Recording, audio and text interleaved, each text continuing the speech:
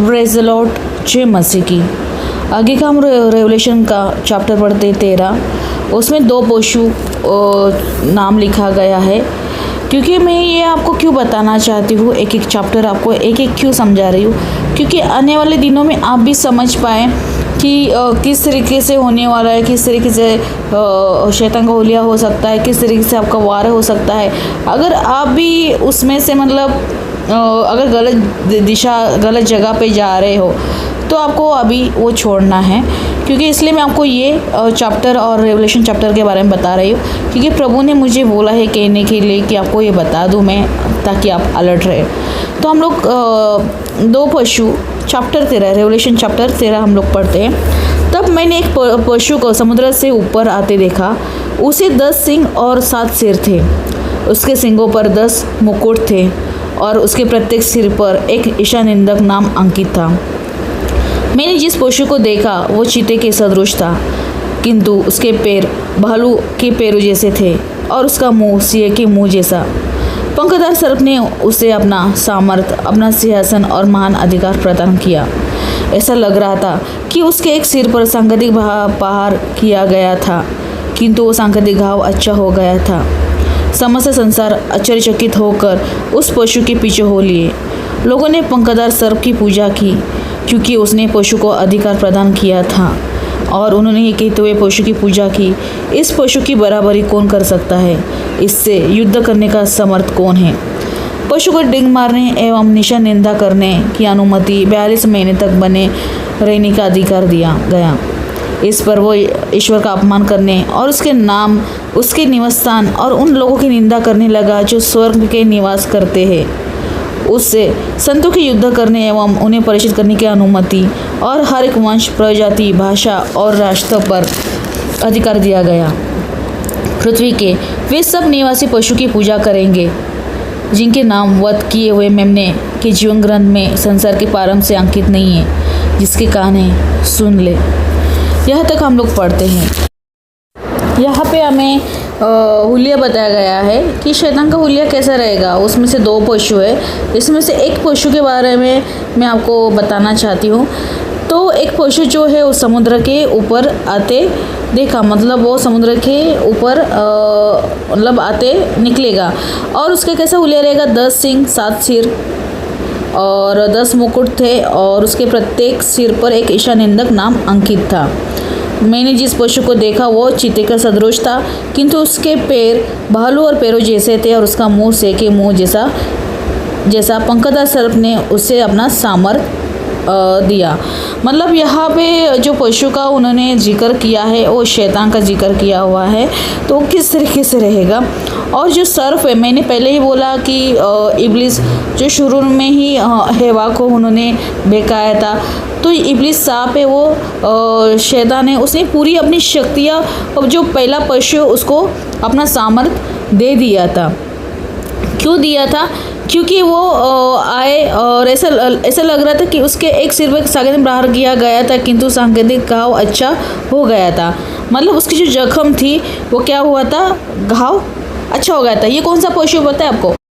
ये कौन से पशु पता है आपको? जो शुरू में मिकाएल स्वर्गदूत ने उस शैतान से लड़ाई किया था और उसको पृथ्वी पे पटक दिया था, तो उसको जो घाव थे वो क्या किया, वो अच्छा हो गया। और वो जो पशु मतलब जितने सारे मतलब शैतान के दूत ने जितने लड़ाई किए थे वो सब इस धरती पे आ पटके थे। उनके वो जख्म क्या पूरे तरीके से हील हो गए थे। और वो क्या हुआ, जो सबसे मेन जो है शैतान, उसने अपना पूरा अधिकार उन लोगों को दिया गया था। हम लोग आगे पढ़ते हैं, इससे युद्ध करने का समर्थ कौन है? तो पशु को टिंग मारने एवं ईशा निंदा करने की अनुमति और 42 महीने तक बने रहने का अधिकार दिया गया। आप जानते हो कि इस पृथ्वी पे आज भी यीशु के बारे में बोला जाता है। मतलब जो ईश्वर के राज्य के बारे में बहुत सारे जो गवाही बन रहे हैं, जो मारे गए, काटे गए, बहुत सारे लोग हैं। और जो यीशु के आज भी हम लोग जानते हैं कि बवाल हो रहा है कि कई चर्चेस तोड़ा जा रहा है, कहीं ना कहीं कुछ हो रहा है। तो ये सब चीज़ें शैतान को पटका गया और वो लोग यहाँ पे निंदा करने के लिए वो शैतान के दूत यहाँ पे पटके गए वो दूत है। तो जो स्वर्ग में है निवास करते हैं, उस संतों से युद्ध करने एवं उन्हें पराजित करने की अनुमति और हर एक वंश, प्रजाति, भाषा और राष्ट्र पर अधिकार दिया गया है। मतलब ज़रूर ये नहीं कि उन्होंने हर एक राष्ट्र जो भी जात भेद है, आप देखते होंगे हर एक जाति भेद में भी जा रहे हैं, वहाँ पे भी बहुत सारे लोग यीशु को जानना चाहते हैं, आज यीशु को ग्रहण कर रहे हैं। पर हर एक जाति के ऊपर मतलब उनको वो घाव और उनको बहकाने की कोशिश कर रहे हैं, उनको यीशु के बारे में गलत सलत बोलने जा रहे हैं, ये सब हो रहा है।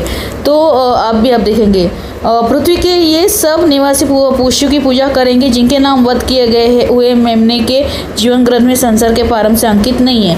मतलब ऑलरेडी ईश्वर ने किसके किसके नाम जीवन ग्रंथ में है, वो ऑलरेडी उनको पता है किसके नाम लिखने किसके नहीं, यहाँ पे ये बताया गया है।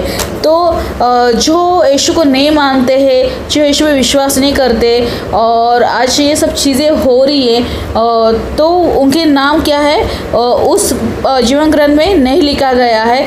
जो आज यीशु के नाम से चर्चेस तोड़े जा रहे हैं, आज अनाप शनाप बोला जा रहा है उनके बारे में, तो ये चीज़ें उनके बारे में बताई गई है। जिसके कान है वो सुन ले, जिसे बंदी बनाना है वो बंदी बनाया जाएगा, जिसे तलवार से मारना है वो तलवार से मारा जाएगा। मतलब प्रभु ने ये भी मतलब यहाँ पे ये भी बताया गया है कि ये सब चीज़ें हो चुकी है, मतलब हो भी रही है। ओके, तो और पर प्रभु हमें क्या बोल रहा है कि हमें यूहन्ना क्या बोल रहे हैं कि हम लोग को क्या करना है, अब संतों के धैर्य और विश्वास का समय है। तो हम लोग को क्या करना है, विश्वास करना है, क्योंकि ये सब चीज़ें हो रही है, बंदी बनाया जा रहा है, किसको मरवा डाला रहे, क्योंकि जो यीशु का प्रचार कर रहे हैं, बहुत सारे लोग बोल रहे धर्म परिवर्तन हो रहा है, सब चीज़ें हो रही है। तो ये सब चीज़ें उन्हीं के लिए ऑलरेडी उनको पता है कि जीवन के ग्रंथ में किसका किसका नाम है। जो यीशु को नहीं जानते, जो लोगों मरवा डाले, सो समाचार सुनाने के लिए उनको सताया जा रहा है और चर्चेस तोड़े जा रहे हैं, तो ये उनके नाम है, उनके नाम जीवन ग्रंथ में नहीं लिखा गया है। और पर हमें क्या करना है, हम लोग को धैर्य बना के रखना है। तब मैंने एक दूसरे पशु पृथ्वी में से ऊपर आते देखा, मेमने के सिंह जैसे उसके 2 सिंह थे और वो पंखदार सर्प की तरह बोलता था। वो पहले पशु के निरीक्षण में उसके समस्त अधिकार का उपयोग करता है और वो पृथ्वी के सभी उसके निवासी द्वारा पहले पशु की जिसका सांकेतिक घाव अच्छा हो गया पूजा करवाता है। मतलब यहाँ पे अभी दूसरा पशु है, मतलब दूसरे शैतान का हुलिया बताया गया। ये दूसरा पशु और एक पृथ्वी में है, उसको भी क्या था, मेमने के सिंह जैसे उसके 2 सिंह थे और पंखदार सर्प की तरह बोलता था। मतलब पंखदार उसका पंख और सर्प की तरह है, मतलब सर्प कैसा बोलता है, फुसला के बोलता है और एकदम उन्होंने हुलिया बताया गया। वो पहले पशु निरीक्षण में उसके समस्त अधिकार उपयोग करता है। वो पृथ्वी के और उसके निवासी द्वारा पहले पशु की जिसका सांकेतिक घाव अच्छा हो गया वो पूजा करवाता है। मतलब शैतान क्या करता है, आज मूर्ति पूजन हो रही है, आज लोग बता रहे चमत्कार के ऊपर जा रहे हैं, जहाँ चमत्कार होता है बोलते ना, जहाँ नमस्कार होता है, तो ये चीज़ें हो रही है। कई जगह पे चमत्कार होते हैं, वहाँ पे लोग भागते हैं। मतलब हम लोग जो प्रार्थना करते हैं, हम लोग किसके नाम से मांगते हैं, यीशु के नाम से मांगते हैं। पर जो यीशु के अलावा जो चमत्कार दिखाया जा रहा है वो क्या होता है, वो यीशु की ओर से नहीं है, वो शैतान की ओर से है। वो महान चमत्कार दिखाता है, यहाँ तक कि वो लोगों को देखते आकाश से पृथ्वी पर आग बरसाता है। पशु के निरीक्षण में उस जिनकी चमत्कार की दिखाने की अनुमति मिली है, उन चमत्कार द्वारा वो पृथ्वी निवासी को बहकाता है। मतलब ये सब पशु के निरीक्षण में उन्हें क्या हुआ, चमत्कार दिखाने का उन्हें अनुमति मिली है। तो शैतान क्या कर रहा है, वो चमत्कार दिखा रहा है लोगों को और लोग क्या कर रहे हैं, बहका रहे, मतलब सच्चाई नहीं अपना रहे। जो चमत्कार दिखा रहे वो उसके पीछे भाग रहे हैं। मैं ये नहीं बोल रही कि बहुत सारे यीशु मसीह के भी झूठे भविष्यवक्ता भी है, बहुत सारे लोग भी है और अन्य भी जो चमत्कार दिखा रहे अलग अलग जगह पे, तो ये उनकी बात की गई है। जो तलवार का पहरा सहने पर भी जीवित है और उस पशु की प्रतिमा के प्राण डालने की अनुमति मिली है, जिसके फलस्वरूप वो प्रतिमा बोल सकी और उन सब को मरवा देती थी। जो पशु की प्रतिमा आराधना नहीं करते थे, वो दूसरा पशु सभी लोगों के, चाहे छोटे हो या बड़े हो, धनी हो, दरिद्र, स्वतंत्र हो या दास, इसके लिए बाध्य करता है कि वो अपने दाहिने हाथ या अपने माथे पर छाप लगवाए। मतलब शैतान क्या होता है, चमत्कार दिखाता है, सब दिखाता है। हम लोग को नहीं पता कि शैतान किस स्वरूप में हम लोग को कैसा है। तो ये आपको परखना है कि यीशु की ओर से क्या शैतान की ओर से है, चमत्कार किस तरीके से, ये आपको जानना है। तो हम लोग को प्रार्थना करना है और यीशु के राह पे चलना है, उनके वचनों के ऊपर चलना है। क्योंकि शैतान क्या कर रहा है, आपको बहका रहा है, आपको चमत्कार दिखा रहे हैं और हम लोग क्या उस चमत्कार के पीछे भाग रहे हैं और अपने माथे पर क्या रहता है, वो मतलब छाप लगा रहे हैं। क्योंकि मैं भी जब देखती हूँ कि बहुत सारे जादू तंत्र मंत्र द्वारा भी चमत्कार दिखाते, बहुत सारी चीज़ें हो रही है इस दुनिया में, आप भी जानते हो। तो ये चमत्कार जो है, हम लोग उसके पीछे नहीं भागना है, हम लोग को सच्चे राह पे चलना है, यीशु के राह पे चलना है। जिस पर वो छाप पशु का नाम, उसके नाम की संख्या नहीं लगी है, वो खरीदी और बेच नहीं सकता है। क्योंकि जिस पर वो छाप पशु के नाम या उसके नाम की संख्या नहीं लगी है, वो खरीदी बेच नहीं सकता है। मतलब ये जो पशु की जो छाप है, तो जिसकी संख्या नाम संख्या नहीं लगी है, वो तो बेच नहीं सकते। ये प्रयत्न की आवश्यकता है। जो बुद्धिमान है वो पशु के नाम संख्या निकाले, क्योंकि वो किसी मनुष्य की संख्या है और उसकी संख्या 666 है। मतलब 666, मतलब आपको पता है एक चिप निकली है जो 666 है ना, 666 से हर एक माथे पे लगाई जाती है। पर उसका जब मैंने न्यूज़ में देखा, वो हो रहा है इसी समय। और जो मैंने बोला प्रकाशित, जो प्रकाशित वाक्य होने वाले, वो हो रहा है इस समय। तो वो जो रहता है, एक बार लग गई या हो गया तो हम लोग उसको मतलब निकाल भी नहीं सकते, ना ही कुछ कर सकते, वो डायरेक्ट आदमी मर जाता है। तो ये पशु के नाम की संख्या मैं आपको बताऊँ। और एक मुझे प्रभु ने बताया था, प्रभु की संख्या है 3, ओके, पिता पुत्र पवित्र आत्मा, 333। जब हम लोग बोलते हैं कि अरे ये तो मेरा और जब आपका कोई दुश्मन हो या आप किससे नफरत करते, आप क्या बोलते हैं, अरे ये तो मेरा इसके साथ 36 का आंकड़ा है। ये प्रभु ने मुझे शुरू में इसका मीनिंग बताया था।